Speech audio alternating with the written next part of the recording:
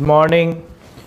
Upon centre of मास के बारे में पढ़ रहे थे। कल लास्ट लेक्चर के अंदर मैंने आप लोगों को सेंटर ऑफ मास के कंटिन्यूस सिस्टम के बारे में बताया था। मैंने आप लोगों को बताया भी था कि रोड का अगर यूनिफॉर्म रोड है तो सेंटर ऑफ मास कहाँ आता है, L/2 पे। फिर मैंने आप लोगों को ये भी चीज़ बताई थी कि अगर यूनिफॉर्म रोड नहीं है, अगर उसकी लीनियर मास डेंसिटी वेरी करती है तो वहाँ पे क्या करेंगे, फिर वहाँ पे जो इंटीग्रेशन होगा उसके अंदर लैम्डा को अपन कैंसिल नहीं कर रहे थे और उसके बाद पूरा इंटीग्रेट करके फिर सॉल्व करके कैंसिल कर रहे थे, है ना। ऐसे ही जब अपन रिंग की बात करेंगे तो रिंग में मैंने बताया था कि सारे के सारे जो मास होते हैं वो कहाँ अरेंज रहते हैं, सरकमफेरेंस पे। सारे के सारे जो मास होते हैं वो कहाँ अरेंज रहते हैं, सरकमफेरेंस पे। तो सरकमफेरेंस पे अरेंज रहने की वजह से वहाँ पे एलिमेंट जो लेते थे अपन थीटा पे जाके लेते थे। और लास्ट लेक्चर के अंदर मैंने आपको डिस्क के बारे में बताया था कि डिस्क जो होती है वो कम्प्लीटली अंदर से फिल होती है, इसलिए उसका जो सेंटर ऑफ मास होगा वो निकालने के लिए अपने को क्या लेना पड़ेगा, एलिमेंट्री रिंग, जिसके अंदर अपन रेडियस को इंक्रीज करते हुए जाएंगे। ठीक है। अब देखो, मान लो अपने से पूछा जाए, जैसे मैंने आपको कुछ तो चीज़ क्लियर करी थी। अब जैसे मुझे यूँ बोल दिया कि ये एक डिस्क इस तरीके की है,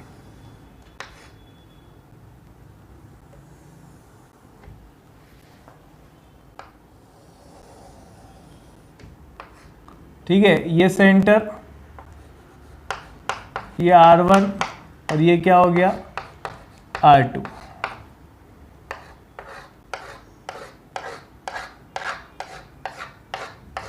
और ये डिस्क यहां से फिल है, अंदर वाला जो पार्ट है वो क्या है, होलो है ना। आपसे पूछा हुआ है क्वेश्चन ने, find out the COM for the given geometry. जो आपको ज्योमेट्री दे रखी है उसके लिए आपको सेंटर ऑफ मास की कैलकुलेशन करनी है, ठीक है ना। अब इसमें सेंटर ऑफ मास की कैलकुलेशन करने का तरीका क्या है, ध्यान से समझो बच्चों। मान लो जब मैं इसमें सॉल्व करूंगा तो एलिमेंट्री पार्ट डिस्क है तो समझ जाना है कि रिंग ही होने वाला है। तो रिंग ही होगा तो देखो यहाँ पे कैसा है कि ये तो हमारी अंदर वाली रेडियस और ये हमारी बाहर वाली, ठीक है ना। ये अगर मैं यहाँ पे आपको कहूँ तो ये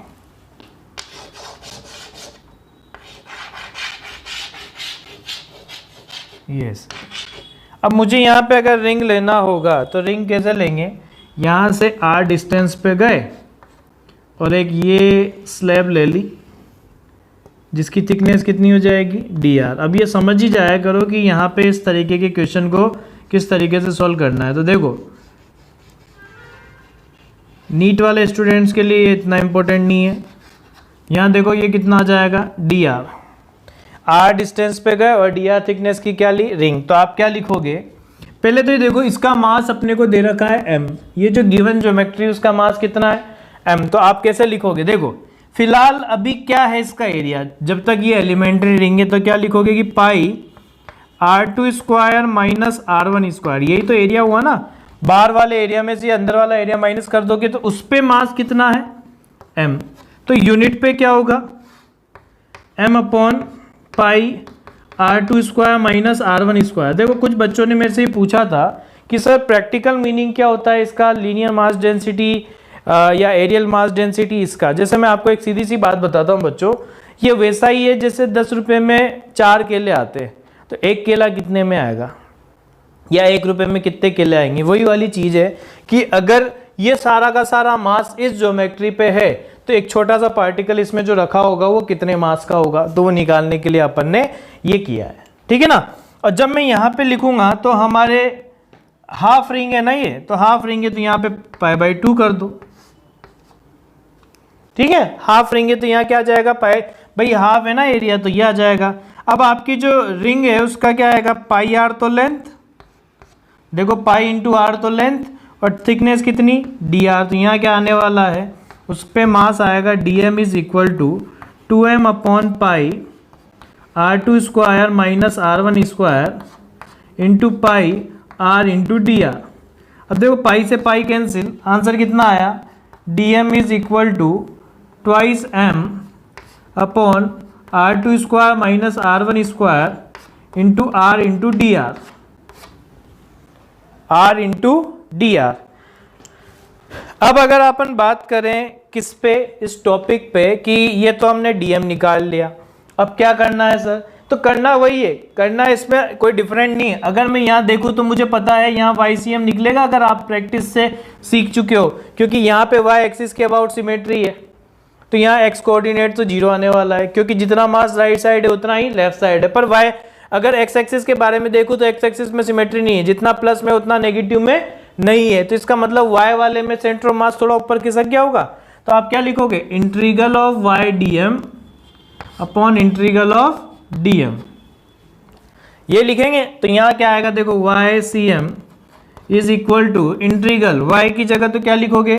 सेंटर ऑफ मास का कोऑर्डिनेट, तो 2r अपॉन पाई होता है रिंग के लिए, और dm की वैल्यू क्या आई? 2m upon pi, sorry 2m upon r2 square minus r1 square into r into D r divided by 2m upon r2 square minus r1 square r into D are. देखो ये constant था, cancel हो जाएगा। अच्छा, limit कहाँ से कहाँ तक लगाएंगे? तो लिमिट के बारे में अगर चर्चा करें तो देखो, पहला मास जो रखा जाएगा वो r1 रेडियस से कहाँ तक? r2 रेडियस तक, तो ये r1 से लेके कहाँ तक आ जाएगा? r2 तक। अब इंटीग्रेट करके देखो, इंटीग्रेट करेंगे तो क्या आएगा? ये आएगा YCM is equal to 2 upon pi, यह आया आर स्क्वायर, तो ये आ जाएगा r cube by 3 from r1 से लेके r2 डिवाइडेड बाय, ये आ जाएगा r, तो इसका आ जाएगा r square by 2 from r1 to r2। तो देखो यहाँ पे क्या आएगा? YCM की वैल्यू, यहाँ गलती कर देते हैं बच्चे, क्या गलती करते हैं देखो मैं आपको बताता हूँ। ये 2 ऊपर गया, ये आया 4 अपॉन 3 पाई, यहाँ तक तो कोई दिक्कत नहीं है। यहाँ क्या लिखोगे? r2 cube minus r1 cube divided by r2 square minus r1 square. ये बेटा कैसे भी कैंसिल नहीं होंगे। अगर इस जगह पे मैं डायरेक्ट क्वेश्चन आपको देता और बिना सोल्व कराए करता ना, तो कुछ बच्चे सोच रहे होंगे कि सर सोल्व क्यों करना है, अपने को तो इसका आंसर पता है ना, 4r अपॉन 3 पाई होता है, तो यहाँ पे रेडियस अब अपनी r2 माइनस r1 हो चुकी है। नहीं, अपने को ये ध्यान में रखना है कि ये पार्ट कहाँ से कैंसिल हो रहा है, इससे नहीं होगा ना, तो वहाँ आंसर r2 माइनस r1 नहीं आएगा। तो कभी भी देख के डायरेक्ट आंसर नहीं देना है। किन क्वेश्चनों में डायरेक्ट आंसर देना है वो मैं खुद बताऊंगा आप लोगों को, ठीक है ना। तो ये था अपना डिस्क के लिए कि इस तरीके से अपने को डिस्क के लिए ज्योमेट्री क्रिएट करनी है। अब जैसे मैं आपसे कहूँ, मान लो मेरे को बताना है एक एक करके, ये तो थर्ड ज्योमेट्री हो गई थी, अब अपन फोर्थ देख रहे हैं, centre of mass of rectangle.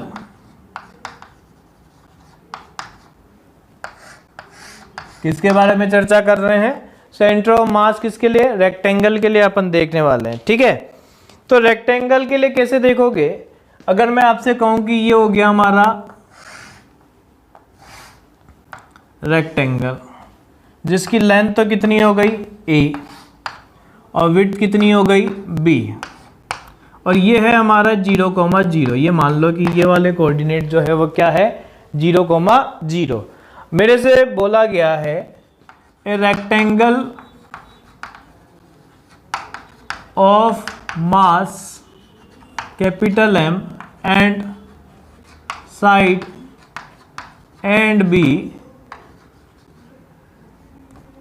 As shown,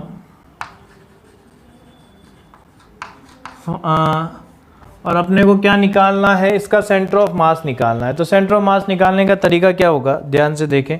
अब मुझे बताओ, अगर मुझे यहाँ पे रेक्टेंगल बनाना है तो रेक्टेंगल कैसे बनाएंगे? मैंने क्या करा, देखो आप ये सोचो, पहली एक रोड ली, उसको यहाँ रखा कम थिकनेस की, फिर अगली वाली को यहाँ रखा। जैसे आप ये समझ लो, जैसे तो आप लोगों ने मैच बॉक्स देखा है ना, माचिस की डिब्बी, उसमें क्या होता है, छोटी छोटी जो स्टिक्स होती है वो रखी रहती है, वो सारी मिलके क्या बना रही होती है? वो परफेक्ट उसका शेप ले लेती है। क्या बना रही होती है? वो बना रही होती है उसके किसका शेप बना रही होती है? पूरे रेक्टेंगल का। तो मैं क्या कर रहा हूँ, ऐसे ही मैच बॉक्स के अंदर में जो स्टिक लेता हूँ, वैसे एक पहली स्टिक को रखा, फिर दूसरी को रखा, फिर तीसरी को रखा, फिर चौथी को रखा, ऐसे रखता जा रहा हूँ यहाँ पे। तो ऐसे ही क्या होगा, जब मैं रख रहा हूँगा तो x डिस्टेंस पे गया, अगली वाली जो आएगी वो ऐसे रखाई में आ रही होगी, जिसकी थिकनेस कितनी हो जाएगी dx, है ना। लेंथ तो इसकी b रहनी है, पर ये क्या है dx। अब आप कैसे लिखोगे, मास डेंसिटी कैसे लिखने वाले हैं, मास डेंसिटी के लिए कोई दिक्कत नहीं है, कैसे लिखोगे। अब अपने को पता है 2 डायमेंशनल ज्योमेट्री है, 2D ज्योमेट्री, तो 2D ज्योमेट्री है तो क्या आएगा एरिया। तो एरिया पे कैसे लिखोगे, देखो कि A इंटू बी होता है एरिया, तो A इंटू बी, एरिया पे मास कितना है कैपिटल M, तो यूनिट पे कितना आ जाएगा M upon A into B. अब आपका जो एलिमेंट्री पार्ट है उसके लिए एरिया कितना है, देखो लेंथ तो b है, थिकनेस कितनी है dx, तो क्या आ जाएगा b इंटू डी एक्स पे जो मास आएगा वो आएगा m upon a b into b into d x. देखो यहाँ पे कितना आया हमारे, b से b कैंसिल, आंसर क्या आया m अपॉन ए इंटू डी एक्स। ये कब कर रहे हैं, जब अपन x कोऑर्डिनेट निकालना चाह रहे हैं। भाई x कोऑर्डिनेट, इधर जाओगे तो x कोऑर्डिनेट ही तो निकलेगा, ऊपर जाते तो क्या निकलता y कोऑर्डिनेट। तो अब मुझे बताओ यहाँ पे अगर मुझे XCM निकालना है तो XCM क्या लिखोगे, integral of XDM upon integral DM। XDM के लिए क्या होगा, इसका सेंटर ऑफ मास कहाँ रहा होगा, यहाँ पे, इसका सेंटर ऑफ मास कहाँ रहा होगा, कुछ यहाँ पे। तो जब सेंटर ऑफ मास यहाँ पे रहा होगा तो आप क्या लिखोगे, इंटीग्रल ऑफ x dm की जगह m upon a into d x divided by m upon a into d x. ये कैंसिल, कहाँ से कहाँ तक, 0 से लेके a, और ये भी 0 से लेके a, तो देखो ये तो आया a स्क्वायर बाई 2 और ये आ गया a, तो आंसर कितना आ गया a बाय 2, कितना निकल के आ गया a अपॉन 2। ठीक है, ऐसे ही जब मैं कहूँगा YCM निकालो तो YCM में अब देखो जो रखी जाएगी वो ऐसे रखी जाएगी, यूं, जो वही स्टिक्स थी उनको कैसे रखेंगे, कुछ इस तरीके से, क्योंकि आपको y डायरेक्शन में निकालना है ना, तो y डायरेक्शन में, तो कैसे करोगे कि वही y डायरेक्शन में गए और dy थिकनेस का लिया। तो अब यहाँ क्या लिखोगे वापस से कि AB लेंथ पे मास m, तो यूनिट पे m अपॉन ए बी। बस इसको जमाने का तरीका है भैया, देखो यहाँ आएगा a इंटू डी वाई, उसका मास आएगा m upon a b into a into D y, यह आया m upon b into D Y.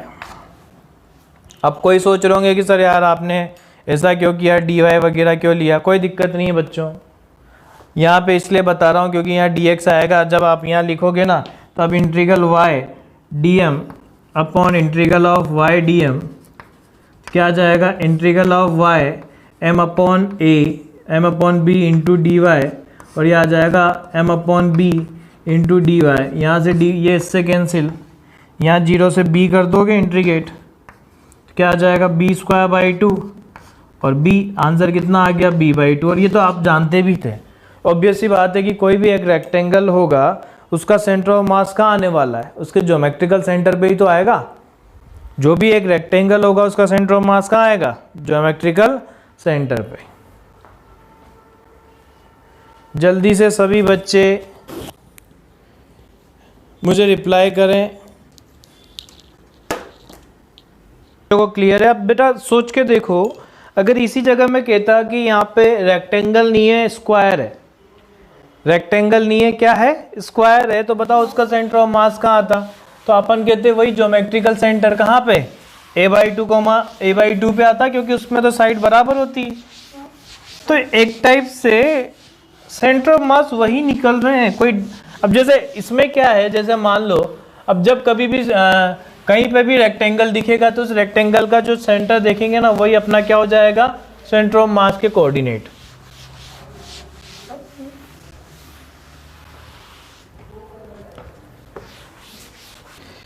चलो, तो ये हमने देखा कि उसके अंदर इस तरीके से निकालते हैं ना। अब जैसे मान लो मैं आप लोगों को बताऊं ट्रायंगुलर प्लेट का, किसका निकाल के बता रहा हूं, ट्रायंगुलर प्लेट का, है ना। अगर वो तो मैं एक साथ सभी ज्योमेट्री लिखाऊंगा जिससे आप लोगों को पूरी एक साथ प्रैक्टिस हो जाएगी और टेबल याद रखनी है। नेक्स्ट है COM फॉर ट्रायंगुलर प्लेट। क्या है? Triangular plate. ट्रायंगुलर प्लेट का मतलब क्या है? जैसे मैं आपसे कहूँ कि ये हमारी ट्रायंगुलर प्लेट ऐसे है, ये एक ट्रायंगल है जिसका बेस कितना हो गया हमारे पास A, और हाइट जो है वो कितनी हो गई? Capital H। अब मैं चाहता हूं कि बेस से ये निकालूं। कहां से? बेस वाले पॉइंट से, मतलब यहां से सेंटर ऑफ मास निकालना चाहते हैं। अब देखो इसको बनाने का तरीका क्या होगा। सबसे पहले मैं क्या करूंगा, एक ये स्टिक ली, ठीक, फिर उसके बाद दूसरी स्टिक रखी, साइड को कम कर दिया थोड़ा सा, फिर थोड़ा सा और कम किया, फिर थोड़ा सा और कम कर दिया। ऐसे कंटिन्यूसली आप बढ़ाते जाओगे तो ये वाली ज्योमेट्री बनेगी कि नहीं बनेगी? ये देखो ये ऐसे आपको एजेस से थोड़ी थोड़ी साइड को क्या करते रहना है? कम करते रहना है, जिसमें ही आपका क्या बन जाएगा? ट्रायंगल बन जाएगा, बनेगा। तो ऐसे ही अपन क्या करेंगे, सबसे पहली स्टिक यहाँ पे रखी, समझना पड़ेगा। देखो ये रोड आप खुद सोचो कैसे बनाओगे। ये पहली रोड ली, यहाँ तक रखी, फिर उसके बाद हल्का सा एज से कम किया, दूसरी रोड आ गई, फिर तीसरा, फिर चौथा, धीरे धीरे आप ऐसे कम करते चलोगे। तो यहाँ पे मैंने क्या करा कि अब मैं यहाँ चुका हूँ, लेट सपोज, तो मैं y, क्योंकि y डायरेक्शन में चल रहे हैं तो ये y में हमने यहाँ तक रख दिया। अगली वाली जो रखूंगा उसकी थिकनेस कितनी हो जाएगी? बहुत कम है, ये बहुत छोटी सी है, ताकि आप लोगों को विजिबल हो, इसलिए मैं इतना बड़ा बना रहा हूँ। थिकनेस कितनी हो गई? dy। y डिस्टेंस पे गए तो dy की स्लेब ले ली। यहाँ तक क्लियर? अब मान लो इसकी लेंथ मुझे पता नहीं है तो मैंने x लेंथ मान ली।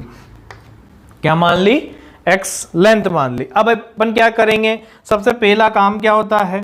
Mass of mass element, mass of mass element. Geometry कैसी? 2 डायमेंशनल। तो 2 डायमेंशनल है तो फिर क्या करें? तो फिर करने का तरीका सीधा सा है। कैसा?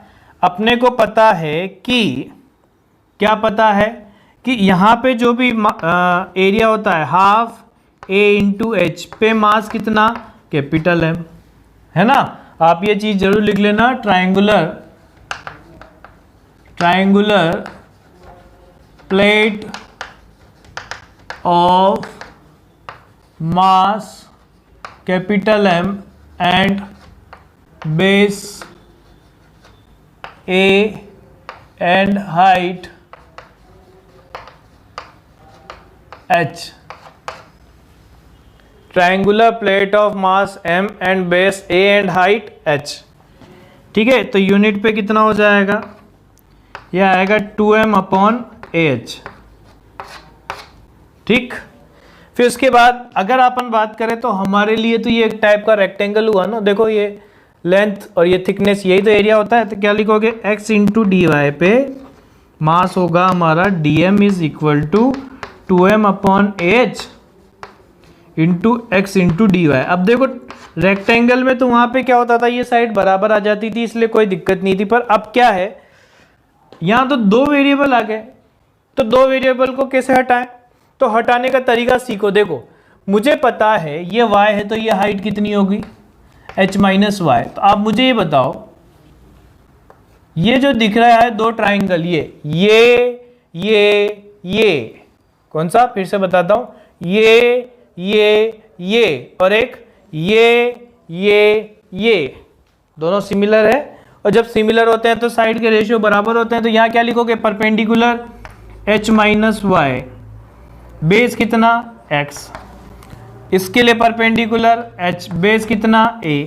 मुझे क्या निकालना है? x। क्यों निकाल रहे हैं? क्योंकि dy है मेरे पास। क्या करोगे? a/h into h minus y, क्योंकि h की फॉर्म में आंसर निकालना है अपने को, सीधी सी बात है यार, इसलिए। अब यहाँ पे देखोगे तो आंसर कैसे निकालें? अब मुझे बताओ, हमारा जो सेंटर ऑफ मास होगा एलिमेंट का जो सेंटर ऑफ मास होगा वो यहाँ कहीं पे ही होगा। COM अगर अपन बात करें एलिमेंट का, किसकी बात कर रहे हैं अपन? एलिमेंट COM का। तो ये y डिस्टेंस पे हुआ, तो जब आप यहाँ YCM निकालोगे तो YCM क्या आएगा? Integral of y dm divided by integral of dm। तो मुझे बताओ यहाँ क्या लिखोगे? y dm की जगह 2m/ah AH, यह आएगा A upon H, H minus y, ये तो x की वैल्यू और यहाँ पे dy divided by 2m upon H, A upon H, H minus y into dy। अब आप सोचोगे कि क्या कैंसिल हुआ, देखो ये सीधा सीधा कैंसिल हुआ, ये सीधा सीधा कैंसिल हुआ क्योंकि ये तो फिक्स वैल्यू के हैं। तो यहाँ क्या बना, यहाँ बन गया हमारे पास, ध्यान से देखो, ये आया h y D y, multiply करेंगे अंदर तो है ना, और यह आएगा minus y square d Y,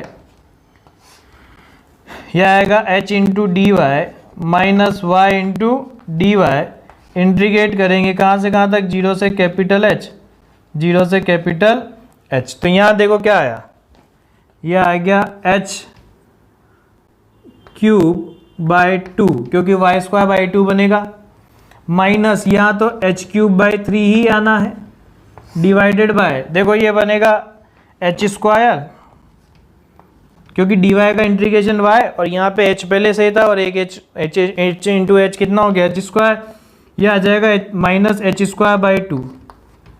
तो देखो यहाँ से आंसर कितना आएगा, ये विजिबल है,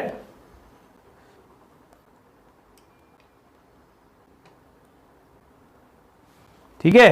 तो ये अब अपना आंसर कितना आएगा, ये तो बनेगा, देखो 1/2 में से अगर 1/3 गया तो H upon H cube upon 6 divided by ये कितना, एच स्क्वायर अपॉन 2, ये इससे कैंसिल, तो ये आ गया एच अपॉन 3, कितना आ गया, h/3। तो इस तरीके से ट्राइंगुलर प्लेट का निकालना है, ठीक है। तो ये थोड़ा थोड़ा सोचना पड़ेगा बच्चों अपने को कि किस तरीके से सर वहाँ अप्रोच लगानी है। तो आप अप्रोच लगाओगे तो ही आप लोगों को चीज़ें समझ में आएगी। जैसे मैं आप लोगों को एक और बताता हूँ, मान लो अपने को इसी जगह पे निकालना होता, ये सब ज्योमेट्री में इसलिए करा रहा हूँ ताकि आप लोगों को रोटेशन में ये चीज़ समझ में आ जाए। जैसे मान लो आपसे बोला जाए COM ऑफ ट्राइंगुलर या कौन जिसे बोलते हैं, है ना, होलो जिसे बात कर रहे हैं अपन, होलो, है ना। तो हमसे ये बोला गया है कि होलो कौन का आपको क्या बताना है, सेंटर ऑफ मास। कैसे, देखो ये और ये कौन हो गया, ठीक है, जिसकी रेडियस हो गई हमारे पास कैपिटल R, और आपको पता है कि लेंथ ये वाली दी जाती है कौन सी, स्लैंटेड। कौन सी लेंथ दी जाती है, स्लैंटेड, ठीक है। यहां देखो बच्चों, इसमें डिफरेंस क्या है, अगर मैं आपसे कहूं कौन बनाना है अपने को, क्या बनाना है, कौन। इसी जगह पे सॉलिड होता तो फिर अपने को अंदर भी मास रखना पड़ता, पर यहाँ होलो है तो इस तरीके से। तो ये क्या हो गया, a hollow cone of radius R and length, slanted length है ना L, having mass M as shown. हम क्या कर रहे हैं, ये मास वगैरह हमारे से बोला हुआ है। अब मुझे एक चीज बताओ, इस कौन को बनाने का तरीका क्या होगा, फिर से देखते हैं बनाने का तरीका। देखो बनाने का तरीका क्या होगा, सबसे पहले मैंने एक रिंग ली, फिर उसके बाद एक और उसके ऊपर रखेंगे पर रेडियस कम कर दी, फिर उसके बाद एक और रखेंगे, फिर रेडियस कम कर दी, फिर एक और रखेंगे, रेडियस कम कर दी, फिर एक और रखेंगे, रेडियस कम कर दी, फिर एक और रखेंगे, रेडियस कम कर दी। ये ऐसे बनता जाएगा। तो यहाँ क्या बन जाएगा, ये कॉनिकल शेप बनता जाएगा बहुत कम वाले पे, है ना। तो ऐसे ही यहाँ पे क्या होगा, हम मान लो कि यहाँ तक पहुँच चुके हैं। अब देखो इसमें स्लैंटेड ही लेनी पड़ेगी, तो यहाँ पे हो गया x पे जाके, या y ले लो आप, यहाँ तक मैंने क्या करा कि dy की एक रिंग ले ली, किसकी, dy की, ठीक है, जिसकी रेडियस कितनी है, स्मॉल r, कितनी है, स्मॉल r। अब देखो यहाँ पे ध्यान से समझना, इसका एरिया जो होता है वो होता है पाई आर एल, सभी बच्चों को पता होगा। तो क्या लिखोगे, पाई आर एल पे मास जो है वो m, एरिया ये लिखते हैं, स्लैंटेड लेंथ आती है इसमें। तो यहाँ जाएगा यूनिट पे m upon pi r L.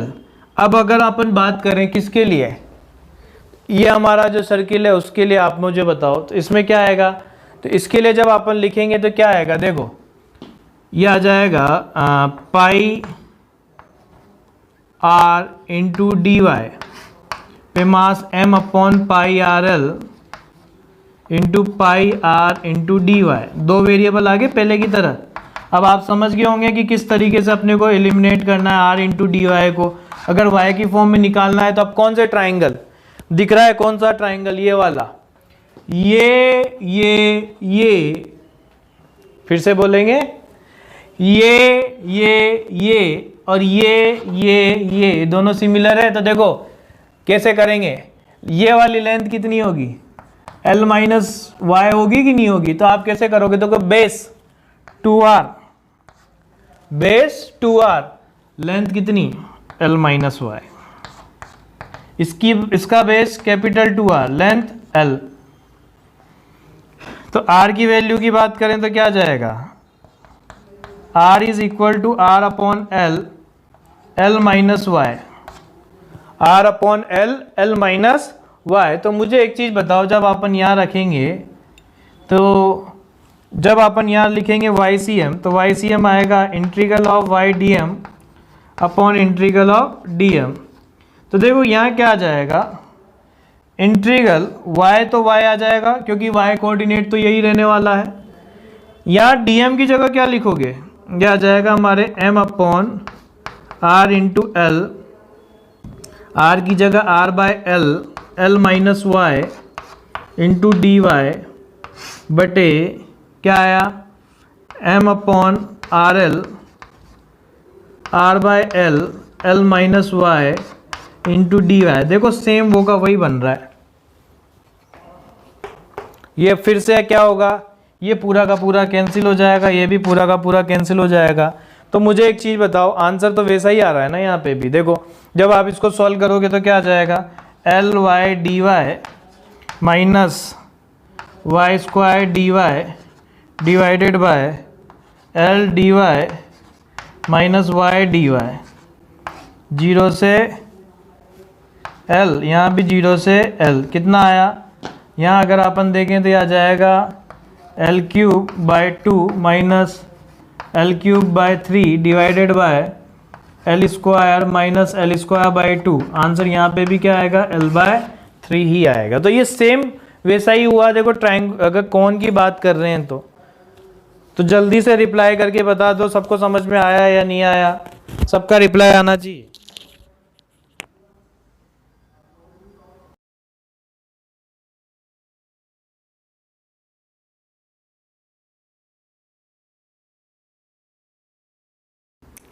सभी बच्चों को क्लियर है ये चीज़। अब देखो अपन नेक्स्ट ज्योमेट्री पे बढ़े, इससे पहले अगर किसी को कोई क्वेश्चन हो तो वो पूछ सकता है बच्चों, क्योंकि अब अपन जो ज्योमेट्री पढ़ने वाले हैं वो है स्फेयर, होलो स्फेयर बनाना सीख रहे हैं अपन कि किस तरीके से होलो स्फेयर बनाया जाएगा, है ना। तो अगर किसी को कोई डाउट हो तो कमेंट के थ्रू मेरे से पूछ सकता है, अदरवाइज मैं ये रब करके होलो स्फेयर की तरफ शिफ्ट हो रहा हूँ।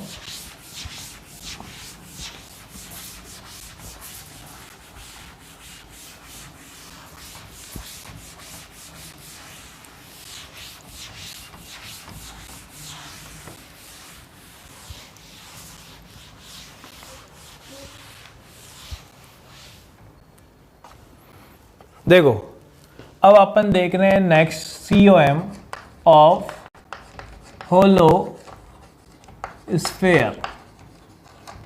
क्या देख रहे हैं, centre of mass of hollow sphere. ठीक है, तो होलो स्फेयर के लिए सेंटर ऑफ मास किस तरीके से निकाला जाएगा। अगर अपन कंप्लीट की बात करें बच्चों तो आप लोग जानते ही हो। देखो यार सीधी अगर मैं आपसे कहूँ, फर्स्ट अगर मैं कहूँ कि ये होलो स्फेयर है, ठीक है, तो मुझे एक चीज़ पता है, सेंटर ऑफ मास तो यहाँ 0 आएगा, ज्योमेट्रिकल सेंटर पे आएगा। पर मैं बनाने का तरीका सीखना चाहता हूँ कि ये हमने बोल दिया कि hollow sphere of mass m and radius r। A hollow sphere of mass m and radius r। अब अपने को मुझे पता है कि मेरे को ये बनाना है, क्या, एक होलो स्फीयर बनाना है। कैसे बनाएंगे? देखो होलो स्फीयर में क्या होता है बच्चों, सारा जो मास होता है ना वो सरकमफेरेंस पे ही होता है, अंदर कोई मास नहीं होता। और मैंने आपको एक चीज बताई थी, जब भी ऐसी कोई ज्योमेट्री जिसके अंदर सारा मास सरकमफेरेंस पे ही होगा तो वहां पे हमेशा किस पे, एंगल से कैलकुलेशन की जाती है, मतलब अपन वहां पे एंगल पे एलिमेंट लेते हैं, है ना। पर इसमें क्या है, जैसे मैं आपको कहूं कि मान लो मुझे इसको बनाना है, तो बनाने के लिए क्या करूंगा, ध्यान से देखो। सबसे पहले तो मैंने एक रिंग ली, क्या ली, एक रिंग जिसकी रेडियस हो गई कैपिटल आर। अब मुझे बताओ करूंगा क्या, अगली एक और रिंग लूंगा, इसके ऊपर रखता जाऊंगा ये ऐसे, फिर इसके ऊपर एक और रिंग रखूंगा, बस यहाँ पे धीरे धीरे क्या करता जा रहा हूँ, रेडियस को कम करता जा रहा हूँ। फिर एक और रिंग लूंगा और यहाँ पे, फिर एक और रिंग लूंगा यहाँ पे, इस पे रख के जा रहे हैं, फिर ऐसे, मतलब क्या होता जाएगा कि ये, अब आप कहोगे कि सर ये कोन में फिर ऐसा क्यों नहीं किया? बेटा कोन के अंदर क्या था कि आपको यहाँ पे बिल्कुल पिन पॉइंट शेप देना था, स्फीयर में तो यहाँ पे भी कैसा होता है, कुछ इस तरीके का, ये देखो एक जगह जाके रुकना पड़ेगा। अब ऐसा ही काम क्या मुझे नीचे करना पड़ेगा? तो अगर मैं यहाँ देखूंगा तो ये ऐसे, यहाँ पे भी ऐसा ही आएगा, मतलब मुझे कुछ नहीं करना, कंटिन्यूसली एक रिंग जो है उसको एक के ऊपर रखता जाना है, रिंग के ऊपर रेडियस को क्या करते हुए, कम करते हुए। तो देखो मैं आपको मास एलिमेंट लेना बता रहा हूं, ध्यान से समझो। मैंने क्या करा कि ये जो स्फीयर था, ये हमारा स्फीयर हो गया, मैं इसके अंदर रिंग को रख रहा हूं, तो इसमें क्या होगा, जैसे मैंने एक के बाद एक रखते जा रहे हैं, तो अब अगली वाली जो है, बस जब भी सरकमफेरेंस की बात आएगी तो मैंने बोला था ना थीटा पे, तो हम यहाँ पे गए, तो यहाँ पे एक अगली जो मैं रिंग ले रहा हूँ वो यहाँ से एंगल बना रही है कितना, डी थीटा, और उसका शेप कुछ इस तरीके का होगा, देखो ये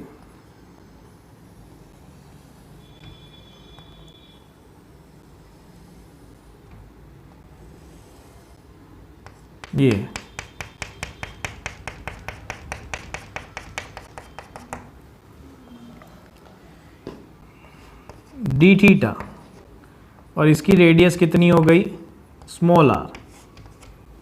क्या हो गई, स्मॉल आर। ध्यान से देखो मैंने कैसे लिया है, ये रखते जा रहे थे एक के ऊपर एक, तो एक टाइम ऐसा आया जब यहाँ वाली पे हम रख रहे थे, तो वो मतलब एलिमेंट जो हमने लिया, क्योंकि सरकमफेरेंस पे था तो थीटा एंगल पे गए, उसकी थिकनेस डी आर थी, तो वहां पे वो यहाँ से कितना एंगल बना रही थी, थीटा। तो अब मुझे बताओ ये थिकनेस अगर मुझे लिखनी हो, हालांकि ये है तो डी आर, पर मैं कैसे लिखूंगा, देखो इस तरीके से, मुझे पता है किस तरीके से लिखेंगे। यहाँ पे ये थीटा एंगल, ये रेडियस, तो यहाँ पे पता है आर इंटू डी थीटा होगी कि नहीं होगी, आर इंटू डी थीटा। और आप ऐसे समझो कि यहाँ पे आप ऐसे चाहो तो ये भी समझ सकते हो। मुझे एक चीज बताओ, सेंटर ऑफ मास जो है वो आपके एलिमेंट्री पार्ट का वो यहाँ कहीं होगा, एलिमेंट्री पार्ट का कहाँ पे, यहाँ पे। तो अब मैं कैसे लिखूंगा, देखो ये एक टाइप का एलिमेंट जो है हमारा वो सिलेंडर है। अब आप कैसे लिखोगे कि 4 पाई आर स्क्वायर पे मास m, तो यूनिट पे m upon 4 pi r square, क्या आया, 4 पाई आर स्क्वायर पे मास m, तो यूनिट पे कितना आ जाएगा, m upon 4 pi r square, क्योंकि यही तो एलिमेंट लेते हैं अपन। अब मुझे बताओ आपका जो एलिमेंट है उसके लिए एरिया कैसे लिखोगे, देखो ये कंप्लीट सरकमफेरेंस हो रहा है, तो कंप्लीट सरकमफेरेंस तो क्या लिखोगे कि 2 पाई आर,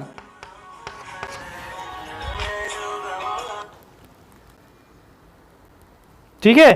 कंप्लीट जो सरकमफेरेंस है वो तो हो गया हमारे 2 पाई आर, और थिकनेस कितनी है बच्चों, तो थिकनेस हमारी हो गई आर इंटू डी थीटा। तो उस पर मास कैसे लिखोगे, d m is equal to m upon 4 pi r square into 2 pi r into d theta, m upon 4 pi r square 2 pi r into d theta. यहां तक clear है।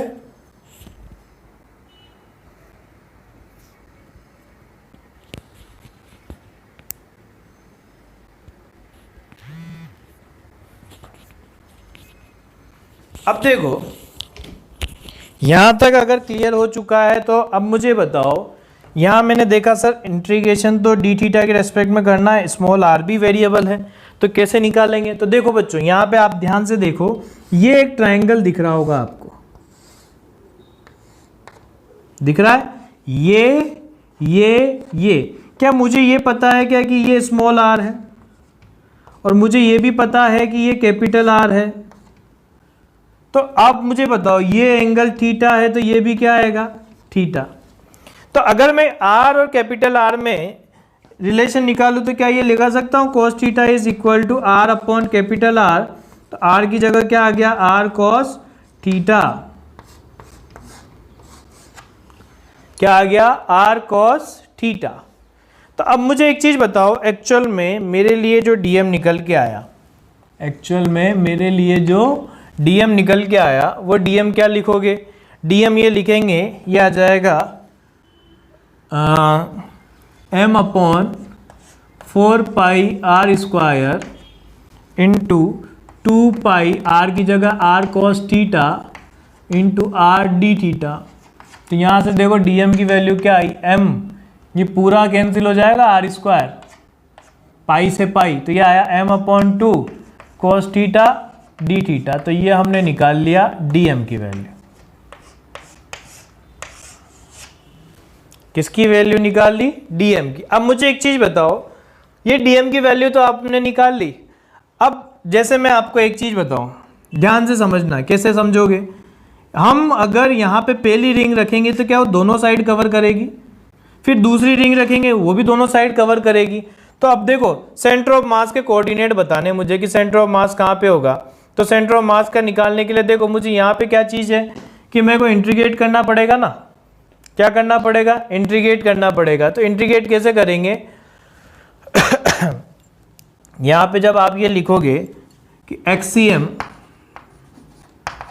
तो एक्सीएम तो आ जाएगा integral of x d m upon integral of d m, और y c m जब लिखोगे तो आ जाएगा integral of y d m upon integral of d m. तो थीटा की लिमिट कहाँ से कहाँ तक रखोगे? देखो इसके अंदर थीटा की लिमिट रखेंगे, ये मैक्सिमम यहाँ तक जाएगी क्योंकि लास्ट रिंग आप यहाँ पे रखोगे, और यहाँ पे भी ऊपर लास्ट रिंग यहाँ पे रखेंगे, यानी थीटा कहाँ से कहाँ तक? अब मैंने आपको बताया था अगर क्लॉकवाइज चलते हैं तो एंगल नेगेटिव, एंटी क्लॉकवाइज चलते हैं तो एंगल पॉजिटिव। तो यानी यहाँ मैं ये लिख दूँ -90 से लेके +90 लिखेंगे कंप्लीट रिंग के अंदर।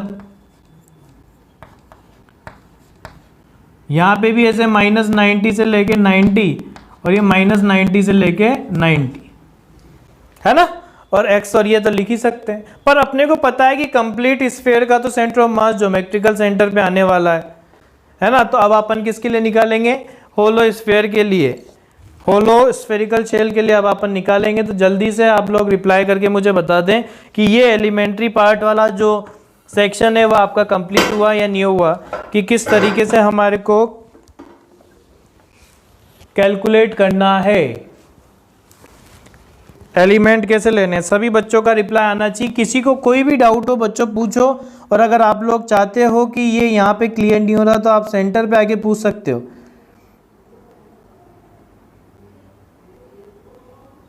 आएगा COM for of half spherical shell. तो अब मुझे यहाँ पे क्या करना है? कोई डिफरेंस नहीं है, जहाँ पे आपने जो स्फेयर लिया था भले आप मास वही रखो, कोई दिक्कत नहीं है। मास में तो क्या है, मास तो हाफ का भी m हो सकता है। तो ये अपन ने r रेडियस का लिया। एलिमेंट अगर अपन यहाँ लेंगे तो एलिमेंट किस तरीके का रहेगा? ये एलिमेंट ये अपन ने बनाया था,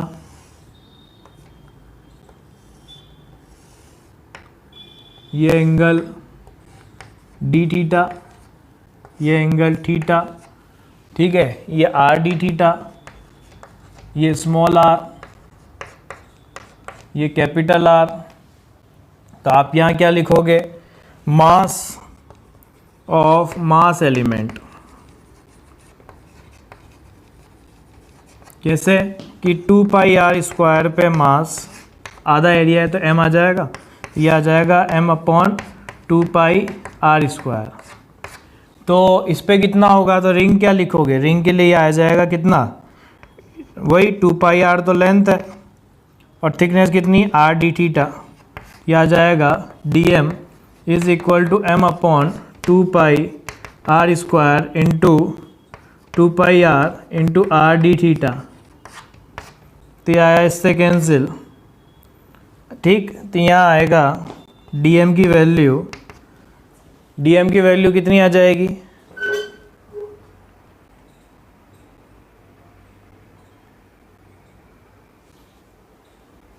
कितना आ जाएगा, देखो ये आया एक आर से r cancel, m upon r, और ये मैंने बताया था r cos theta into d theta आएगा। तो आर से आर भी कैंसिल, तो यहाँ पे डीएम की वैल्यू क्या आ गई, m cos theta into d theta. ये हमारा डीएम आया हाफ के लिए, और आना भी चाहिए था, ठीक है। अब इसके बाद क्या होगा, जैसे हाफ के लिए ये चीज़ आ चुकी है, अब मैं क्या कहूँगा, जैसे देखो सेंटर ऑफ मास जो है, अगर आप देखो तो इसका वाई कोऑर्डिनेट तो होगा आर साइन थीटा, होगा कि नहीं होगा। एक्स निकालने की भले ही जरूरत नहीं है, क्योंकि यहाँ पे तो अपने को पता है लेफ्ट साइड और राइट साइड मास बराबर है, पर वाई के लिए तो मैं ये लिखूंगा। तो जब मैं वाई सी एम निकाल लाऊंगा यहाँ पे, तो वाई सी एम की वैल्यू क्या आएगी, integral of y d m upon integral of d m. तो यहाँ आ जाएगा वाई की जगह तो लिखोगे आर साइन थीटा, और यहाँ डी एम कितना m cos theta d theta divided by यह आएगा एम कॉस थीटा, और यहाँ पे डी थीटा। अब देखो थीटा की लिमिट लगाना, मैंने बताया था ना वहाँ पे तो नीचे भी बढ़ना पड़ रहा था, अब क्या हाफ में नीचे बढ़ना पड़ेगा, क्या नहीं पड़ेगा। तो यहाँ से पहली रिंग रखेंगे कहाँ तक, यहाँ तक। तो यह आएगा 0 से लेके 90, यहाँ भी 0 से लेके 90। अब मुझे बताओ यहाँ क्या आएगा, क्या m से m कैंसिल, कितना आ जाएगा, ये आया आर स्क्वायर बाई 2, क्या इसको ऐसे लिख दूँ क्या, sine 2 theta d theta from 0 से 90। देखो मैंने एक बहुत बड़ी स्टेप करी है बच्चों, अगर आप सभी को समझ में आ गई हो तो यहाँ पे जल्दी से मुझे बता दें रिप्लाई करके। एक चीज़ बताओ, क्या यहाँ पे साइन थीटा कोस थीटा है, 2 से मल्टीप्लाई डिवाइड कर दूंगा तो मल्टीप्लाई ये आ रही है ना, 2 से मल्टीप्लाई किया तो 2 साइन थीटा कोस थीटा बन गया, और डिवाइड किया तो 2 आ गया। अब 2 साइन थीटा कोस थीटा तो क्या होता है, साइन 2 थीटा होता है। तो यहाँ पे कितना आ जाएगा, ये आया आर बाई 2। अब साइन 2 थीटा का इंटीग्रेशन क्या होता है, minus of cos 2 theta divided bye 2, कहाँ से 0 से लेके 90। यहाँ कितना आएगा, अगर आप यहाँ निकालोगे तो यहाँ कितना आने वाला है, यहाँ आने वाला है हमारे साइन थीटा, और यहाँ पे भी 0 से लेके 90। तो हमारा यहाँ देखो क्या है, minus r by 4 cos of 180 minus cos of 0 divided by sine of 90 minus sine of 0, कितना आ गया, यह आ गया माइनस माइनस, देखो माइनस आर बाई 2, यह आया -1 4 है ना, ये 1 माइनस 0, तो कितना आया, यह आ गया प्लस आर बाई 2। तो ये हमारे को समझ में आ गया कि जो भी होलो स्फीयर होगा, हाफ होल मतलब हाफ होगा, तो उसका जो सेंटर ऑफ मास आता है वो आर बाई 2। मतलब अगर जैसे मेरे से बोला जाए कि ये वाली कंडीशन है, तो आप यहाँ का क्या कहोगे कि जी सी यहाँ पे है, यह आएगा 0 आर बाई 2, वाई कोऑर्डिनेट निकालेंगे। ऐसे अगर मैं कहूँ कि ये वाली कंडीशन है,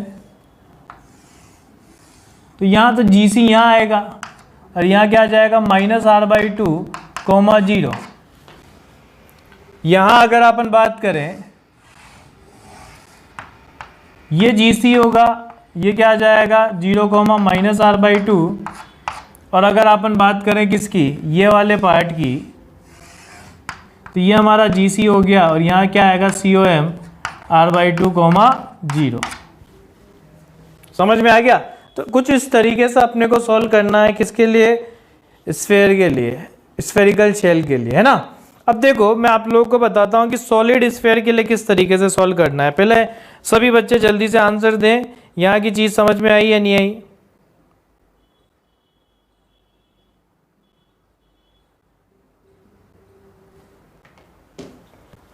जल्दी से बताओ मुझे, फिर सॉलिड स्फेयर के लिए निकालना सीखते हैं, ताकि मैं आपको टेबल बता दूंगा। जल्दी से सबका रिप्लाई आना चाहिए।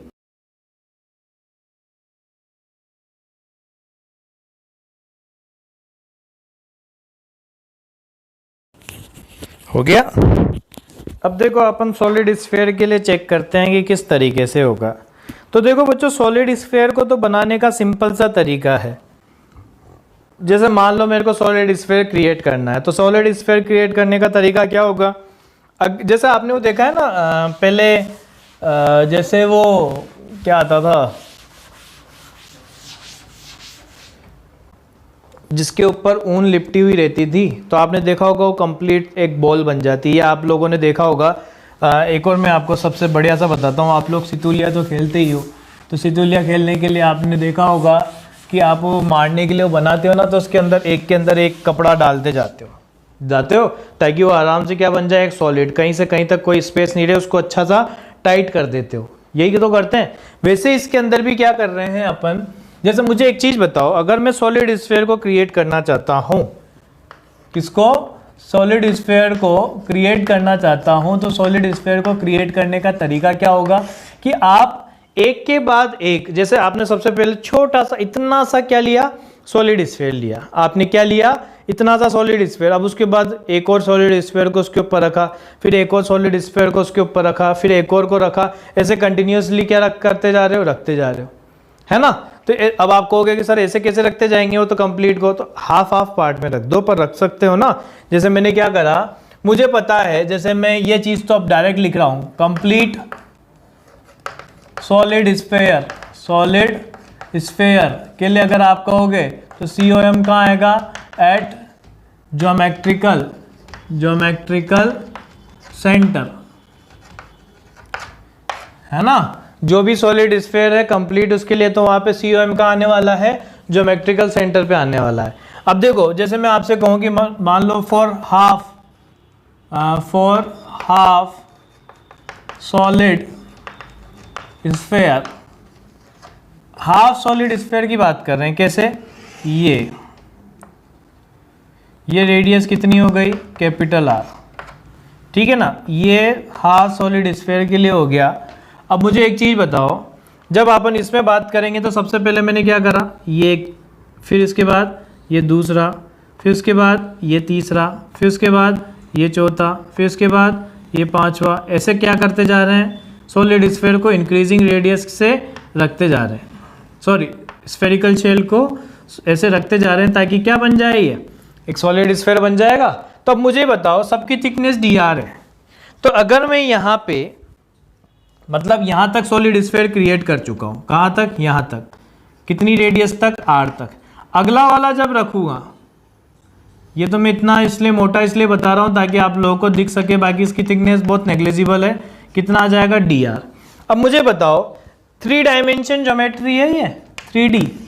तो जब 3D ज्योमेट्री है तो अपन क्या लिखेंगे, सारा मास वॉल्यूम पे, तो ये लिखोगे ना कि 4/3 पाई r³ पे मास m होगा, तो यूनिट पे कितना? m/4/3 पाई r³।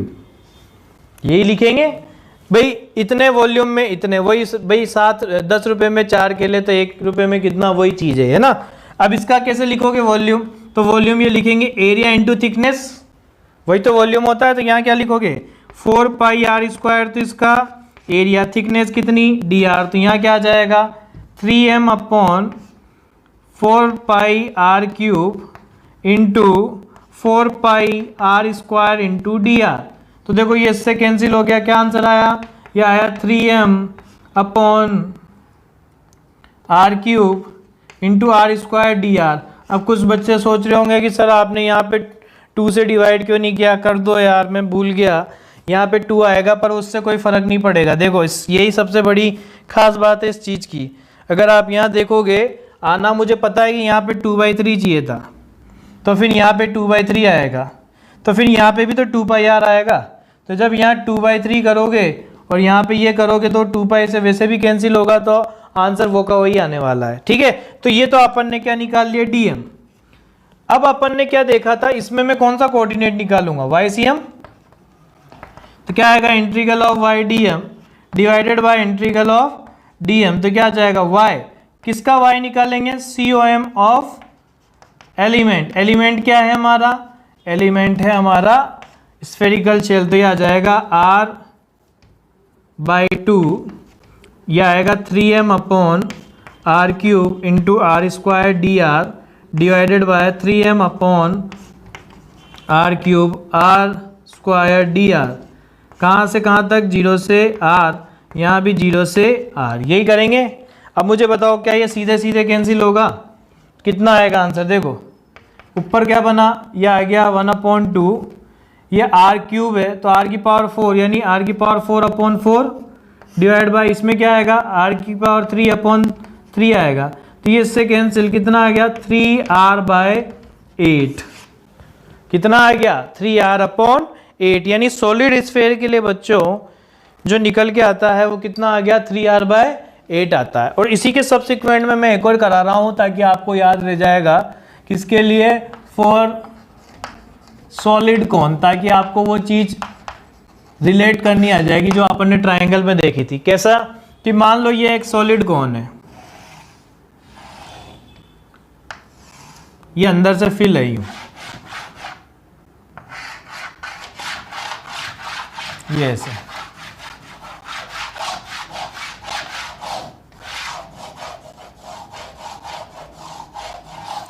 ये हमारा सॉलिड कोन हो गया। अब इस सॉलिड कोन को बनाने का तरीका क्या होगा, वही इसके अंदर भी क्या करेंगे अपन भाई, अब इसमें डिस्क लेंगे, वहां क्या लेते थे, रिंग लेते थे। होलो के अंदर तो अपन ने रिंग ली थी, इसमें क्या ले लेंगे, डिस्क। तो मैंने क्या करा बच्चों, वाई पे जाके, इसमें तो मास अंदर तक भी होगा तो यहाँ क्या कर लिया, ये डिस्क ले ली मैंने, जिसकी थिकनेस कितनी हो गई dy। तो आप क्या लिखोगे, हमने क्या करा, we take a disc of radius, मान लेते हैं कितनी है, small and thickness dy at y distance. y distance पे जाके आपने ये सारी चीज़ें की है, ठीक है। तो अब मुझे ये बताओ, ये y है, पहले वाले की रेडियस अपन मान लेते हैं ये कैपिटल R है, और हाइट इसकी कितनी है, कैपिटल H है। यहाँ कितना आ जाएगा, h माइनस वाई आ जाएगा। तो अगर आप यहाँ देखोगे तो क्या लिखोगे, हम लिखेंगे ये कि h minus y divided by 2r is equal to h upon capital 2r। तो ये इससे कैंसिल, तो r की वैल्यू कितनी आ गई, r की वैल्यू आ जाएगी r upon h into h minus y, यही आएगा। अब मास कैसे लिखेंगे भैया, मास लिखेंगे कि पाई r स्क्वायर h अपॉन 3, यही तो होता है इसका वॉल्यूम, है ना। पे मास कितना m, तो यूनिट पे कितना आ जाएगा 3m अपॉन पाई r स्क्वायर h, ठीक है। आपकी जो डिस्क है उसका वॉल्यूम क्या लिखोगे, पाई आर स्क्वायर तो एरिया, थिकनेस dy पे मास कितना आ जाएगा, dm is equal to 3m upon pi r square h into pi r square dy। तो ये पाई से पाई कैंसिल, कितना आया 3m upon are square h into r square dy। तो कुल मिला के मुझे इसकी ज़रूरत है, r मैंने निकाल ही लिया।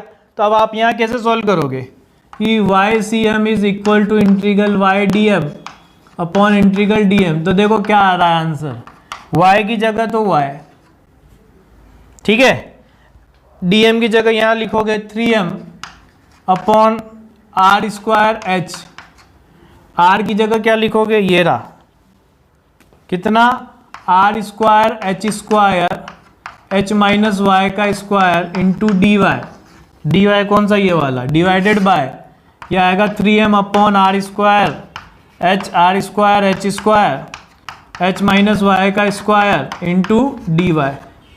कहाँ से कहाँ तक करना है, 0 से h, और यहाँ भी 0 से लेके h।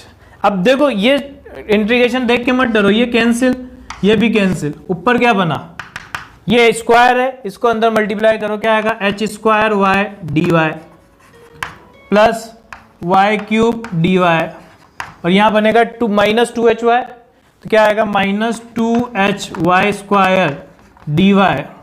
नीचे क्या आया, h square d y plus y square d y minus 2hy और dy। तो यहाँ से अगर अपन इंटीग्रेट करेंगे तो क्या आ गया, h⁴/2 प्लस h⁴/4 माइनस ये क्या आ गया 2h⁴/3 डिवाइडेड बाय ये कितना आएगा h³ माइनस h²। अब इसको सॉल्व कर लो, इसी से अपना क्या आ जाएगा, आंसर आ जाएगा।